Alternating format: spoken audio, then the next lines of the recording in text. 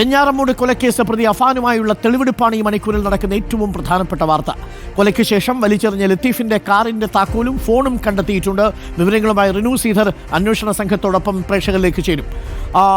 റിനു, ഇപ്പോൾ നിർണായകമായ ഈ ഫോണും താക്കോലും കണ്ടെത്തിയിട്ടുണ്ടെന്നാണ് നമ്മൾ മനസ്സിലാക്കുന്നത്. ഈ വീട് സീൽ ചെയ്തതിന് ശേഷം ആദ്യമായിട്ടാണല്ലോ ഈ വീടിനുള്ളിൽ എത്തി ഇപ്പോൾ ഈ തെളിവെടുപ്പ് നടക്കുന്നത്.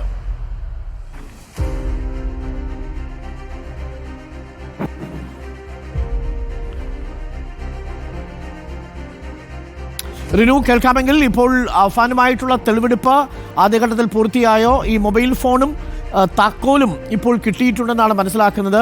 അഫാൻ തന്നെ വലിച്ചെറിഞ്ഞ താക്കോലും മൊബൈൽ ഫോണുമാണെന്ന് മനസ്സിലാക്കുന്നു. അത് വീണ്ടെടുത്ത് കൊടുക്കുകയാണല്ലേ? അതിൻ്റെ ദൃശ്യങ്ങളാണ് നമ്മളിപ്പോൾ കാണുന്നത്.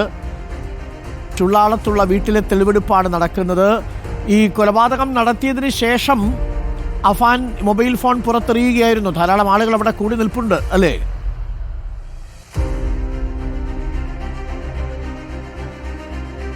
അരുൺകുമാർ, കാരണം രാവിലെ 8:15 കൂടിയാണ് ഈ ചുള്ളാളത്തെ വീട്ടിലേക്ക് ലത്തീഫിൻ്റെയും അതുപോലെ തന്നെ സാജിദയുടെയും വീട്ടിലേക്ക് എത്തിച്ചത് ഈ അഫാൻ നേരത്തെ തന്നെ പോലീസിന് മൊഴി നൽകിയിരുന്നു. ഈ ലത്തീഫിനെ കൊലപ്പെടുത്തിയതിനു ശേഷം ലത്തീഫിൻ്റെ ഫോണും അതുപോലെ തന്നെ കാറിൻ്റെ കീയും എടുത്തുകൊണ്ടുവന്ന ഈ തൊട്ടുള്ള ഒരു റബ്ബർ തോട്ടത്തിൽ വലിച്ചെറിഞ്ഞു എന്നുള്ളത് യാത്രാമധ്യേ.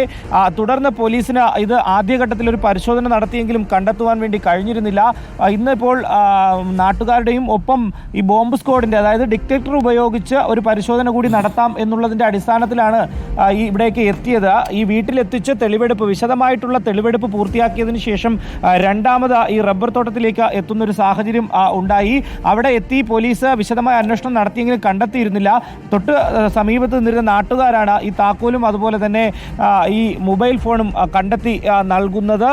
പോലീസ് അതിപ്പോൾ കസ്റ്റഡിയിൽ എടുത്തിട്ടുണ്ട്.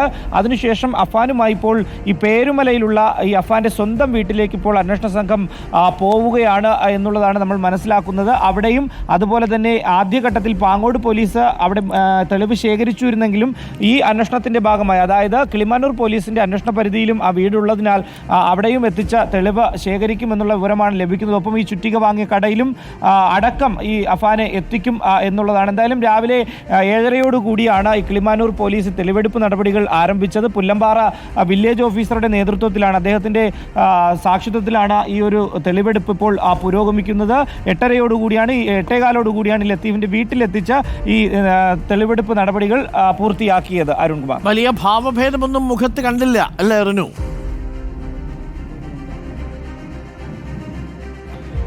അരുൺകുമാർ, ആദ്യഘട്ടത്തിൽ, അതായത് പാങ്ങോട് പോലീസ് തെളിവെടുത്ത അപ്പോൾ ഉണ്ടായിരുന്ന അതേ മുഖഭാവം, അതായത് ഒരു പ്രതികരണവും ഇല്ലാതെ വളരെ മുഖഭാവത്തോടു കൂടി, നല്ലൊരു മുഖഭാവത്തോടു കൂടി തന്നെയാണ് അഫാൻ നിൽക്കുന്നത്. തനിക്ക് ഇത്തരത്തിൽ ഒരു കുറ്റകൃത്യം ചെയ്യേണ്ടി വന്നതിൻ്റെ സാഹചര്യം അടക്കം അദ്ദേഹം പോലീസിനോട് വെളിപ്പെടുത്തിയിട്ടുണ്ട്. ഈ സാമ്പത്തിക ബാധ്യതയാണ് എന്നുള്ളത്. കൂടുതൽ വ്യക്തതയ്ക്ക് വേണ്ടി അന്വേഷണം ഇപ്പോൾ നടന്നു വരികയുമാണ്.